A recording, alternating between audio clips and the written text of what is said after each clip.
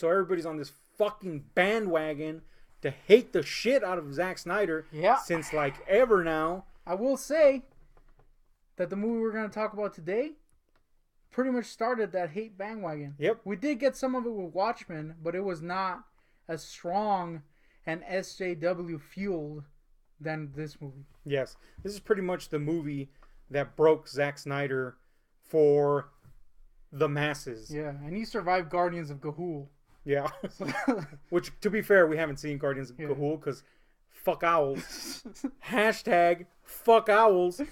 But yeah, we have seen every other Zack Snyder movie, and we are not ashamed to say that we love us some Zack Snyder. Yeah, he was in the top 10 favorite directors. Yeah, he's fucking awesome. We love him. He has a flair for the visual, for damn sure, and there's room for that, you know?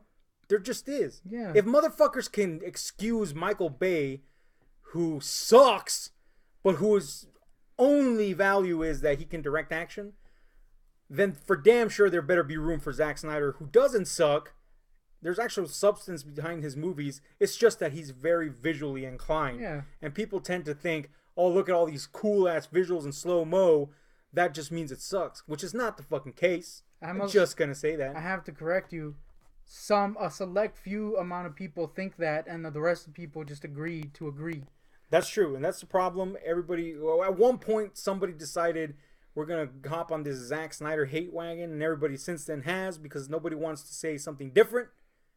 We're here to say something different, and that's the Zack Snyder rules. But the question is, does this movie rules? Does this movie suck, as everybody decided to claim that it did? Yeah. That we hadn't seen this movie. This is the only Zack Snyder movie I hadn't seen, except for Guardians of Ga'Hoole, because fuck owls, as I said.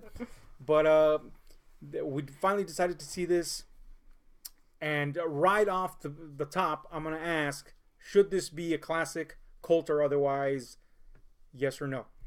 I think this should be a cult classic. I think so too. I think it's... Go ahead. It has all the signs of what a cult classic is. Yeah.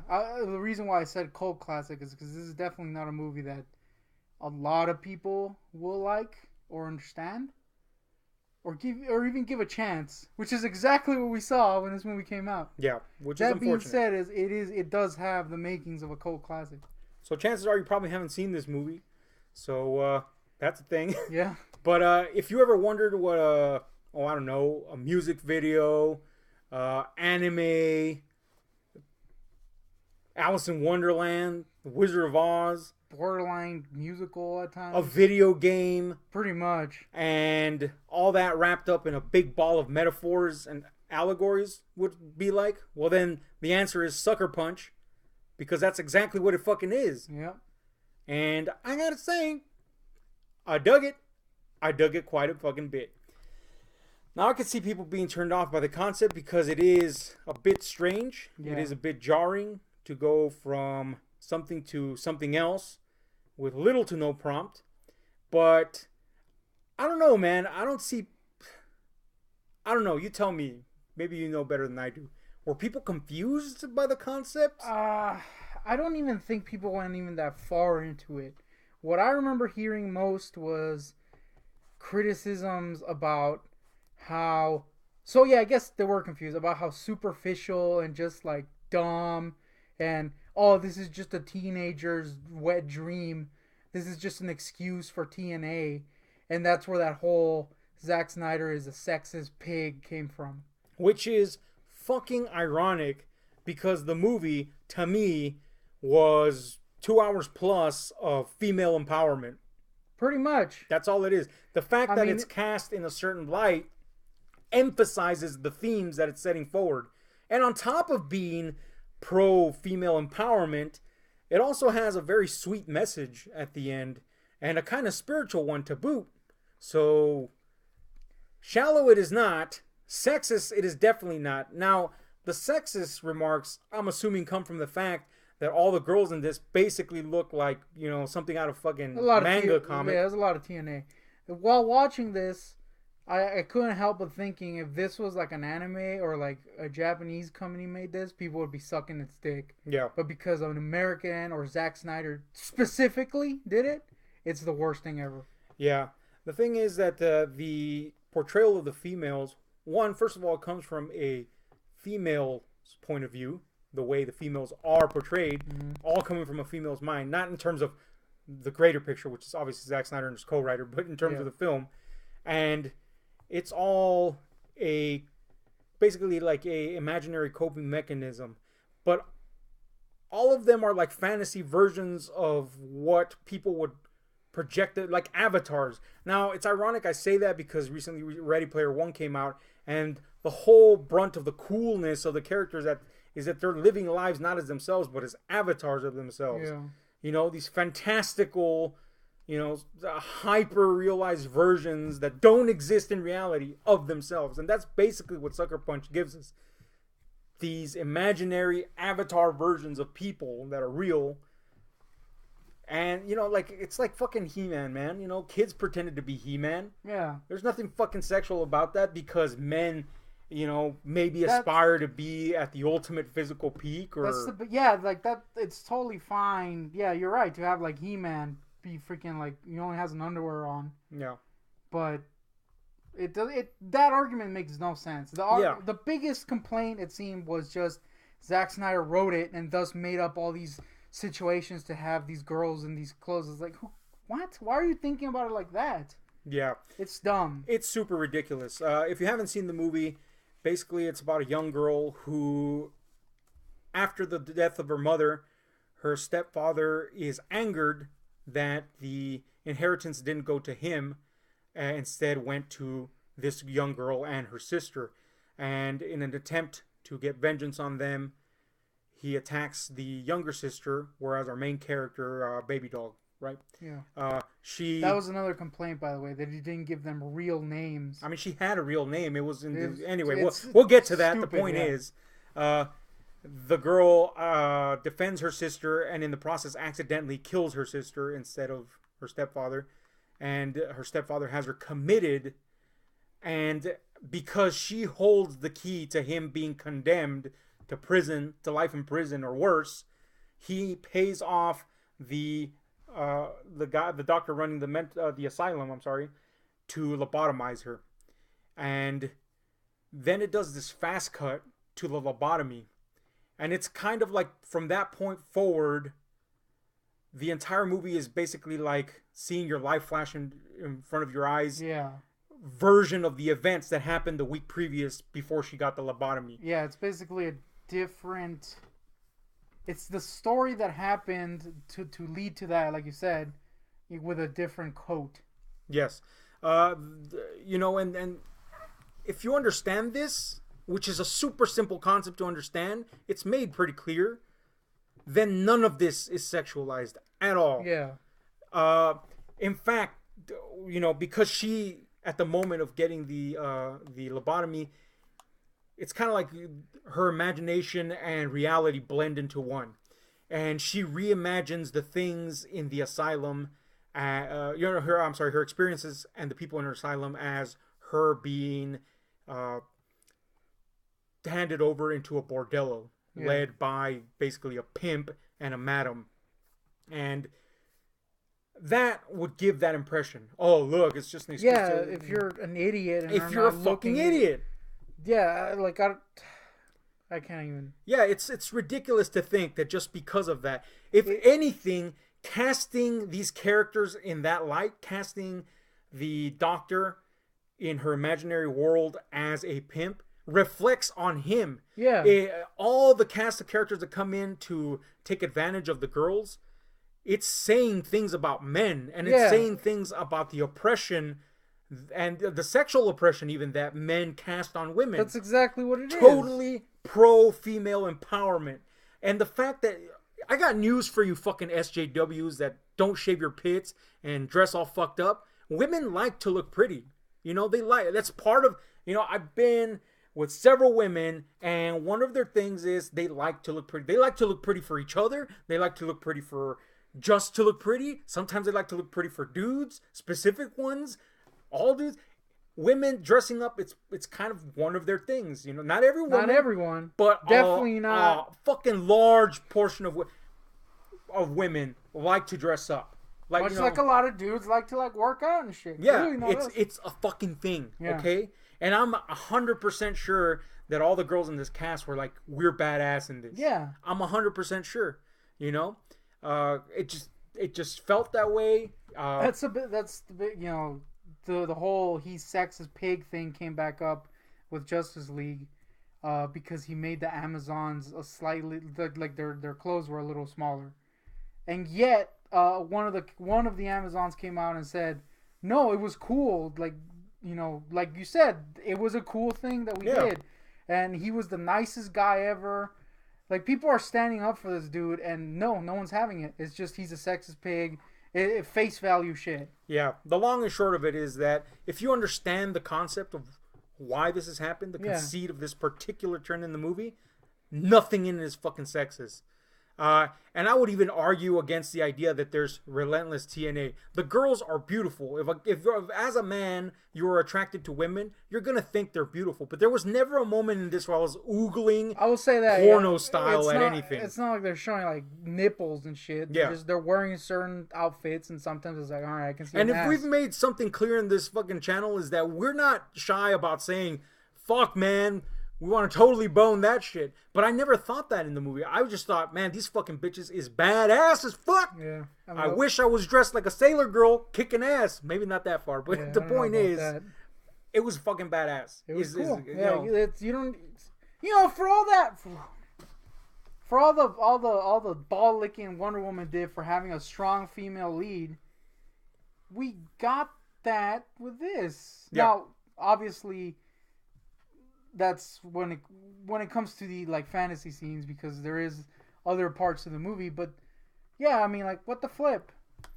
It's a ridiculous concept that they would even consider this remotely sexist. So once you get over that hill, because there is no hill to get over, literally because it's not fucking sexist, then this movie can be completely wholly enjoyed. And that's exactly what happened for me. Because again, then this happens relatively quickly, when we do the switch over from reality to fantasy in the movie. The intro to the movie, I absolutely love that it was much more, and this is kind of a Zack Snyder-ism really in terms of him coupling, and it's usually a cover version of things, a song that we're so familiar with imagery to convey a setup of the entire narrative. Yeah, that's really a big thing, is that much like in BVS where you had the Bruce Wayne stuff, or in Watchmen where you get the excellent intro. Yeah, again, you get the setup to what you need to know, and if you're paying attention, not even if you're paying attention, if you're not an idiot, you'll get what's happening. Yeah, and that does that relatively quickly at the beginning of the movie, and it looks wonderful. I don't fucking care what they say about his slow-mo. You know what slow-mo annoys me? Matrix slow-mo. And I like the Matrix. Zack Snyder's slow-mo never has annoyed me. It looks cool. It looks awesome. He is a visual artist in that sense, and he knows how to handle that. I'm not even fucking worried about that. Give me all the slow-mo you want in Zack Snyder. Now, I will say this. This was a passion project for Jack Snyder, his brother, Zack Snyder. So this is a movie that he indulges a lot in a lot of ways. So any Snyderism you noticed in his other movies, it's multiplied times 10. So if you're a Snyder fan already, this will only make you geekgasm all the more, like it did me. There's definitely some moments I will somewhat agree, but mine leaning towards a positive. That there is a lot of moments where this is like, oh, this like some geeky kid came up with this, but in a cool way. Yeah. And like, the freaking a massive dragon, cool, massive dragon battle, cool, orcs, cool. But that's a positive for me. Yeah. People were shitting on it for being like, oh, it's just stupid. Freaking little kid came up with it. It's like, no, it's cool. It's indulgent, very intentionally so, is the thing. So it's not a point of criticism. Yeah. And and I got to bring this up again. I haven't seen the movie yet, although by the time this is released, I will probably have seen it. And I don't know what the hell my opinion is going to be on it yet. But Ready Player One, the book, is indulgent times 1,000 compared to this. So I don't know if the movie is that way, but based on the trailers, I'm going to say fucking yes. But anyway, it's indulgent, but it does it in a way that makes sense according to what is presented to you. not only that, but the fantasy scenes kind of come up. Well, let's get to that before we continue that thought, because that's the thing. Though we do get her casting these people in her life that she met this past week right before her lobotomy in the role of basically burlesque girls that are / hookers, and she begins to come up with an idea, a plot to help them all escape. She comes up with she is handed the concept basically that she must collect certain items, which was very video game, yeah, and it's done very well. Cool. Again, the comparison to Ready Player One comes up again, but basically she's given quests and items to pick up, and this allows for it's kind of like a dream inception, concept, It allows her to go into an even deeper state of imagination where each time she has to collect an item, it's showing that in a different way. Yeah. Again. Basically, she uses her... And again, I'll use this to underline how unsexist this movie is. She uses her ability to allure and attract men with her dancing to distract them so that all the other girls can do what they need to do to get out of there. But instead of showing that to us, like somebody that's a total perv would have done, like I probably would have done it. Oh yeah, definitely would have done it. I want to see Emily Browning dancing in a fucking sailor outfit. Yep. Instead of doing that, he uses as an excuse to go deeper into a world of dreams and fantasy. It's again another coping mechanism. Yeah, basically. instead of showing us the easy way out, the stripping, and let's just show the girls doing stuff. Yeah, she goes into a fantasy world where each thing is seen as an obstacle to overcome, a quest to go through. It's basically complete with a fucking final boss. It's like what you would do as a kid. Like you have a small little thing, like, oh, I gotta go into this room and pick something up. But in your mind, you make it like this little fantasy, basically, and that's basically what it is. Yeah. It shows a little something they have to get, something they have to do, except in a different way, and in a badass way, and in a way that, again, casts the characters in a very cool light. Yeah, and as aforementioned, this is where like the movie goes kind of like into a video game mode, because each of these scenarios is basically something out of a video game. We got the castle raid complete with orcs and fucking dragons. We got your standard, kind of like it was like Nazi zombies at one point, basically. Yeah, but they went for the World War I aspect instead, like Clockwork, which is very, kind of like a PG approach to using Nazis as villains, because that's become a thing now, where it's taboo to use Nazis as villains. Well, guess what? They were fucking bad guys. That's what they're there for, getting fucking shot. Hashtag shoot fucking Nazis in the face. Yep. But anyway, what are you, Nazi sympathizers? Yeah, you fucking. You don't assholes. want them to die. But yeah, they use these as cool fucking ass scenarios that are just gobsmackingly cool. In this sense, the critics were right. It's indulgent in that childlike sense. Yeah. But that's what's cool about it, you stupid jackasses. That's not it's basically a criticism. That's very intentionally done that again, way. It's like seeing one of your play sessions when you were a kid, only it's real now. Mm-hmm. And it gives you something to look forward to on top of what you're already enjoying. Yeah, because there is some heavy themes at points, and this is what I was going to say earlier, was that the fantasy scenes come off as like a breathing room segments where you're just like, oh, okay, I can just enjoy. They help alleviate from the dense and dark situations that these girls are in. And the fact that their situation is seen as sexually exploitative shows the heavy hand that men in this girl's real life have had in her situation. Again, all this just shows that when her character comes to her full character arc at the end, how much she's realized, one, about herself as a woman, and two, she's realized that only she can help herself. No man's gonna help her. Not even her own friends are gonna help her. Only she can help. How is that not empowering? Fuck, man. These critics are kicking my balls. It's not good. SJW suck is what I'm getting to. But anyway, let's talk about the nitty gritty of this shit, because we ranted way too far about fucking stupid SJW sucking ass. We love this movie. It should be a cult classic. It's gobsmackingly awesome, just because I want to use gobsmackingly again. But let's talk about real quick about the characters. There's a shitload of them, and of course they play different iterations of themselves according to where they're at. Are they in the real world? Are they in her dream fantasy world, or I should say her nightmarish landscape fantasy world, or her fantasy escapes? They all play their parts. What do you think about the cast? Anybody that you didn't like? Anybody that you loved? What's up? I think the cast was kind of a big reason why this movie is so cool. Because again, everybody kicks ass when they're in that fantasy scene, and you want them to succeed. Gotta say, I really like that little evil little guy. Forgot his name. Oscar Isaac plays the conniving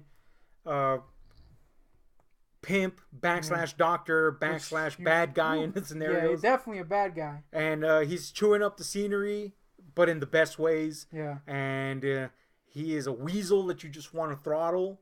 You know, you never cheer for the fucking guy. He's basically... this character is basically what people were saying Zack Snyder was. That's ridiculous. That's basically what he is, though. And he cast him as a bad guy. To miss that point is ludicrous. It's ridiculous. Yeah, it's absolutely ridiculous. Yeah, but he does portray a great bad guy because you do want to see him fucking croak. Yep. You do want to see him get his comeuppance, and him being that bad allows for other characters that are questionable to be a lot deeper. I.e., his guards. I.e., the Madam / psychiatrist played wonderfully by Carla Gugino, they're kind of doing some shady shit, but compared to him, so it gives nuance to characters that would otherwise be very cardboard in a movie that honestly could get away with cardboard characters because it's built in a certain way that would allow that, but it doesn't.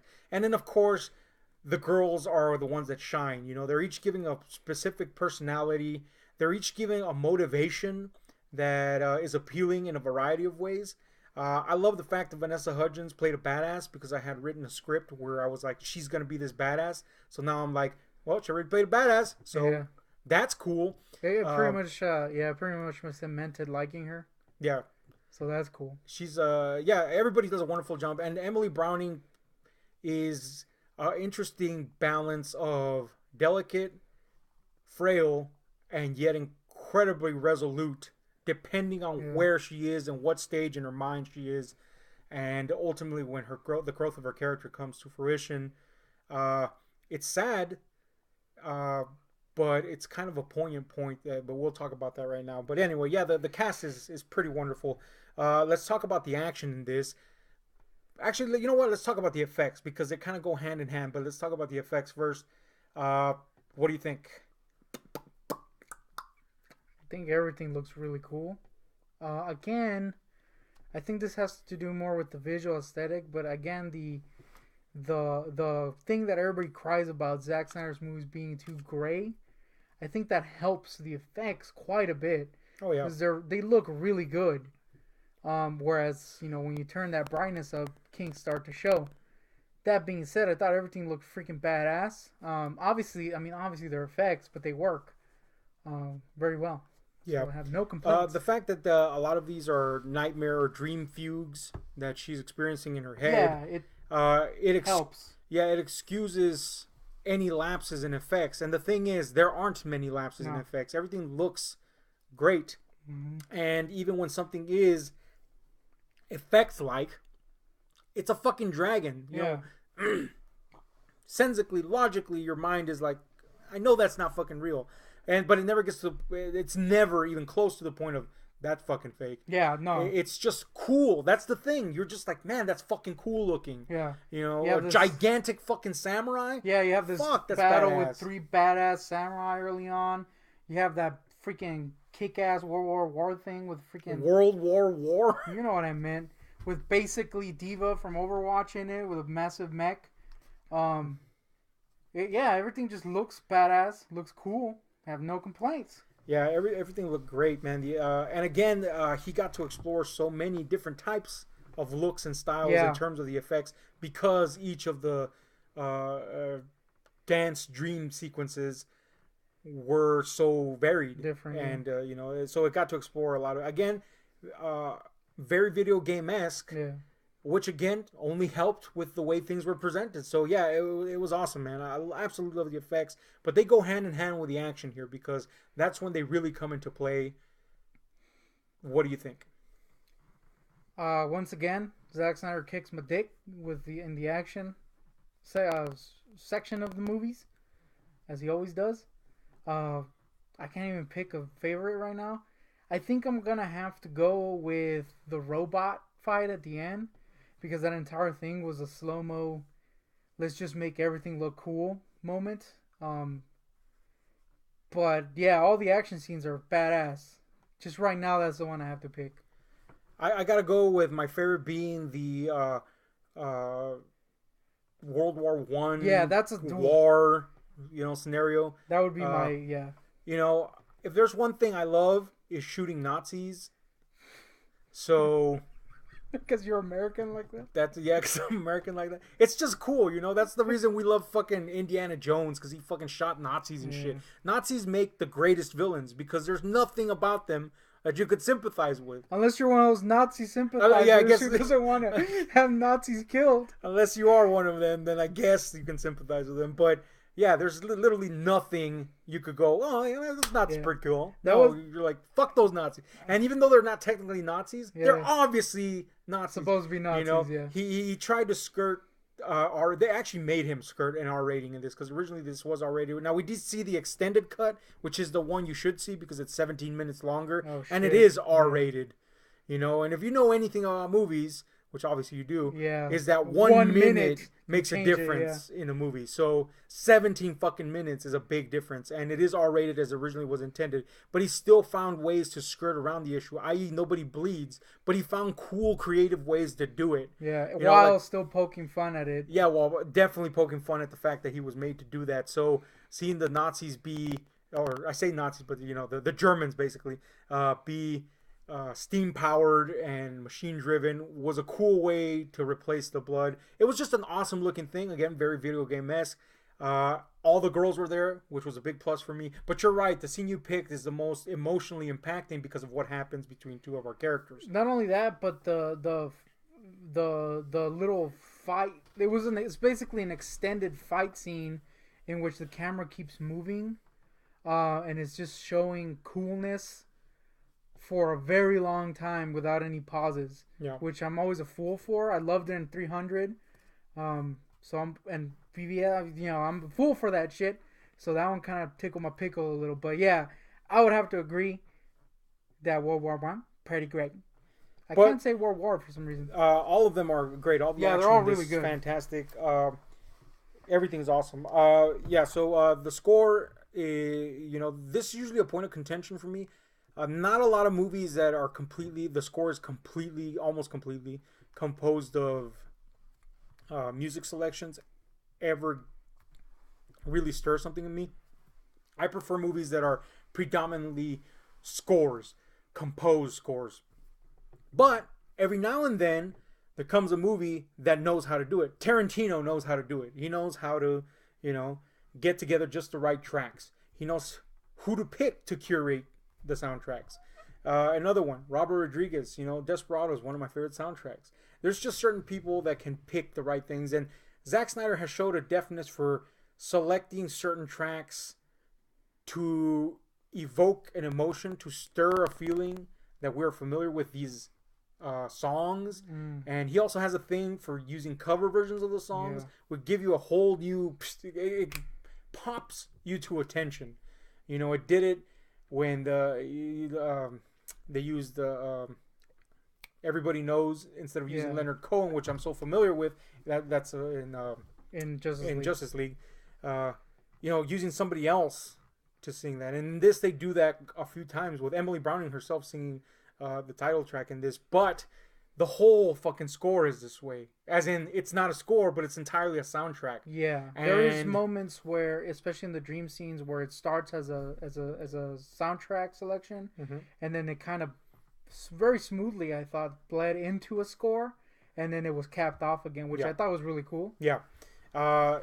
Again, overindulgent, but in a way that's just fucking cool. Yeah. That's the thing. The overindulgent nature of the movie is justified by the fact that at the end you're like, man, that's fucking cool. Yeah. And so maybe we're immature for saying that, according to SJWs, but fuck that shit. You think something's cool, right, SJWs? What, like hairy armpits are cool to you? Well, this shit's cool to us, damn it. This is like a freaking humongous hairy 80s, armpit. like 70s bush on your armpit. Imagine that. That's this. Yeah, this is that. That's that for us. Yeah. But anyway. And yeah, the visual and aesthetic nature of this, if you've seen Zack Snyder movies, yes, they are very dark. They're some would call them gritty looking.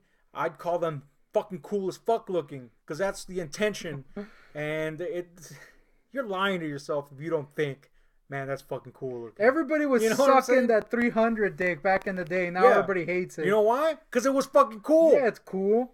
And they didn't matter that this or that. It was just like, man, this is fucking badass. By the way, if you're gonna complain about the over sexualization, which there isn't really in this, everybody was freaking swooning over them chests back in 300. Yeah, that's right. And no one had a problem with that. Yeah, I definitely didn't. That double standard. Yep. It's okay for a chick to go, ooh, look at those oily Spartan chests. Quote, me. 2000, whatever the fuck year came out. I thought it was me, but okay. But I guess we were both on that back. Yeah. But yeah, the point is, and I'm glad you brought that up, actually. The oily chests, I mean. Mm-hmm. I'm glad you brought that up because I want to cap this conversation off with the fact that the movie proves its mettle and its worth when the last scenes flesh out the entire story arc. Yeah. And in essence, again, it's a very empowering message, but it's also a sweet one because there is no happy ending for our main character.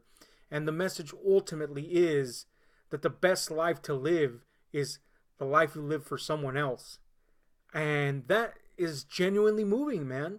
That was a realization that I didn't come to until I made a mistake and went to prison for it. And that it was that message from a movie that's like this, so crazy and wild and, yes, overindulgent. Fuck, man. What else do you want? That says something, And then on top of that, it had this kind of like a spiritual overtone in that this mysterious character, as is narrated to us, who does this? Who puts problems and travails in our path? Who takes them away? Who gives us access to the people whose lives we may change? Who?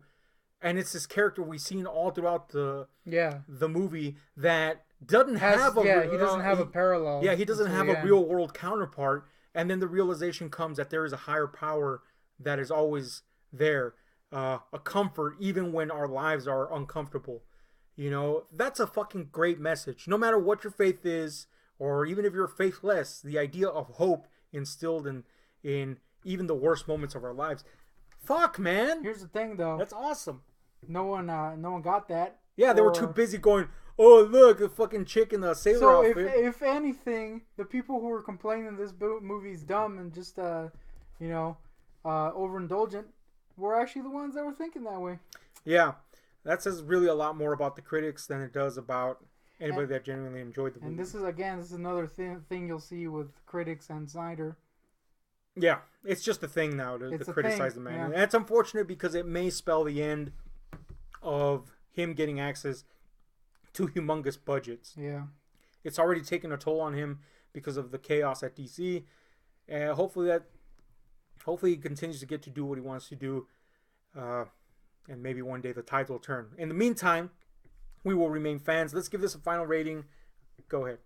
I give this a solid, strong even, 9.5. I'll give it a 9.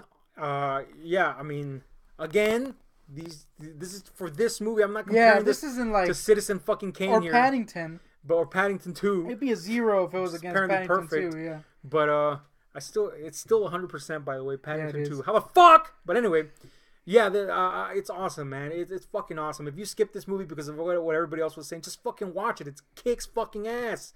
It kicks ass. Ass. Yeah. It's awesome, man. I'll continue to be a Snyder fan until he fucks up. And you know what? Even when he fucks up, I'll still be a Snyder fan because one movie. He's a pretty cool cat. That being said, it is really sad that he keeps getting his movies cut. Yeah. I don't think he's had one movie not get cut. Maybe 300? Dawn of the Dead. Dawn of the Dead had an extended cut. Oh, that's true. That's true. Guardians of the Gahul. So Guardians of Gahul. That's probably the best Zack Snyder movie. Raw and uncut as fuck. Yeah, and 300. Owls. Yeah. That's all I gotta say. But anyway, check out Sucker Punch. Extended cut, preferably. Yeah, that's important to say. We yeah. were talking about the extended cut. Enjoy the fuck out of it. Tell us what you think. Are we right? Are we wrong? I don't know. Like, share, subscribe. Hit those notification buttons because we're out.